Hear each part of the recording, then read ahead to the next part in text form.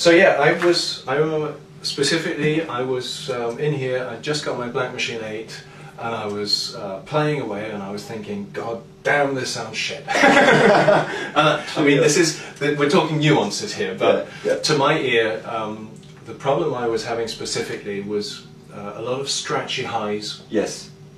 The mid response wasn't there, it was very scooped, and there was, the basses were there, but they weren't as defined as I quite like them. Yeah. And I remember I phoned Doug first, and I said, Doug, what do you think? He said, it's probably the Lundgrens. Then I phoned you, explained the same thing, and you said, I've got a cabinet sitting here that will solve exactly that problem. Yeah. And then I came around because I needed some setup doing on the VH4 anyway, and I tried it, and it really was. So, but I'll let you explain the differences between the two amps, because I had the old, in fact this is still the same casing of the old one, but it was the V30s, the vintage 30s from Celestion in there. Yeah. And so, just if you could explain to us how the new cabinet that you've built, what the differences are, and what difference it makes to the tone. Yeah, well, so we have the vintage 30 is the most common speaker that covers a lot of guitar styles, that can handle very dynamic clean tone as well as very good distorted chords, and it supports the mids if you're lead playing. But if you are more into a lot of bottom end and my English is worse chugging today. It's, I mean, that riffing, the chugging, no? Yeah, chugging. Yes. Yeah. Yes. I was searching the American word for it. Yeah, palm mute. Palm muting. Yeah. Yes, palm muting. Yeah. Yeah. So if you're more into palm muting, the Vintage 30 is most often a very slow reacting speaker. And so you need to focus the tone in your ear in a very short period of time. Yeah. Therefore, the shorter the period gets, the more mids you need to find the chord in your brain. Right.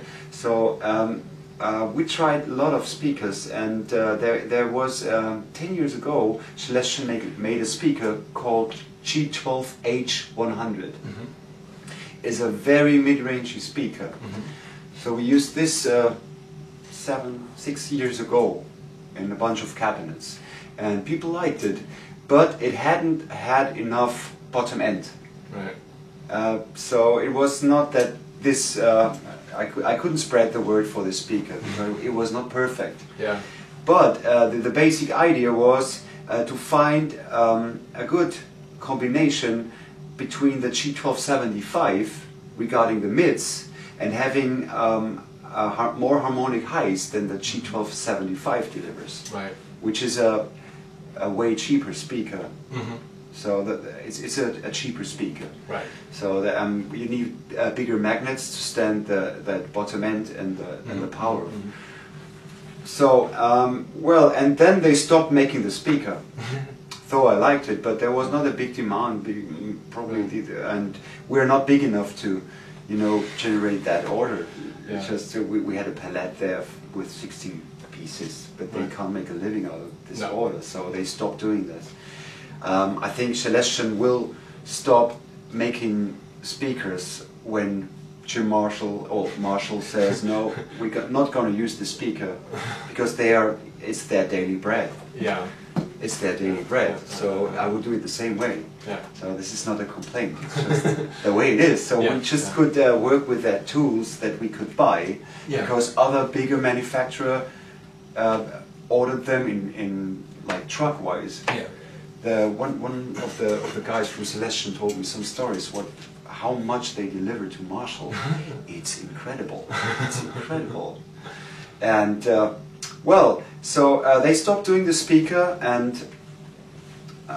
then I met Jim Roots from Slipknot, and I was talking with Jim Roots about cabinets, and he also bought some of those front-loaded cabinets, and he's a Celestion endorser, and he was telling me that the other guitar player was using the G12K100 in studio. Right. Yeah, so I ordered 4 pieces and made a cabinet, a sample, and tried it, and it was exactly like I wanted it to sound 10 years before with the G12 H100. It's got more bottom end, it's got the same mid-range, and it's got very sparkling but not painful highs. Mm-hmm. Yeah. Yes, and so I tried to shredder, I tried to do some palm mute stuff, I tried to play clean tone, and I compared it to the Vintage 30, and there's a big difference. Mm-hmm. And it's not a better or worse speaker than the Vintage 30, it's just another option for special kind of guitar styles and guitar players like me, because I'm more into an accurate playing, and I have so many customers, they try, their final sound is a mix of interaction of the speaker with a power amp, with a preamp, with their guitar, and with the loudness and volume, for example.